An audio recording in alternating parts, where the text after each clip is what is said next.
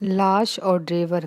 कहते हैं कि ये सच्चा वाकया है कि एक दिन समंदर के किनारे बहुत से लोग सैर कर रहे थे कि एक खूबसूरत सा नौजवान वहां आता है और समंदर की तरफ चले जाता है।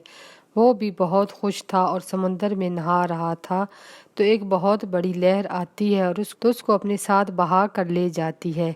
सब लोग ये देख रहे होते हैं कि कुछ लोग पानी में जाते हैं उस लड़के को बचाने के लिए। फिर समुंदर के लाइफ गार्ड भी आ जाते हैं और वो भी समुंदर के अंदर जाते हैं उस लड़के को बचाने के लिए। इसी तरह से 1 घंटा गुजर जाता है। फिर लाइफ गार्ड उस लड़के को समंदर से निकालते हैं तो वो मर चुका होता है। फिर लाइफ गार्ड उस लड़के की लाश को एक अस्पताल में भेजते हैं। फिर पुलिस वगैरह आती है कि ये लड़का कौन था और कहाँ से आया था, तो उनको पता चलता है कि ये किसी गांव से आया है। फिर पुलिस वाले एक एम्बुलेंस में उस लड़के की लाश को रख कर एक एम्बुलेंस के ड्राइवर के साथ उसको गांव की तरफ भेज देते हैं। ड्राइवर अकेला होता है और एम्बुलेंस में भी एक ही लड़के की लाश होती है। ड्राइवर इसी तरह से एम्बुलेंस को चलाता गया। उस लड़के का गांव बहुत दूर था। फिर रात हो जाती है और बादल आ जाते हैं, तूफान और बारिश शुरू हो जाती है। ड्राइवर इसी तरह से सफ़र करता रहा। फिर एम्बुलेंस अचानक रुक जाती है।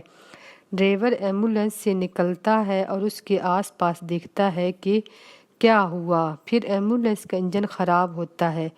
फिर ड्राइवर एम्बुलेंस का दरवाज़ा खोलता है जिसमें उस लड़की की लाश होती है। वहाँ से सामान वगैरह उठाता है और एम्बुलेंस को ठीक करने लगता है। बारिश इसी तरह से शुरू होती है और तूफान भी, और सड़क पर कोई गाड़ी नहीं होती।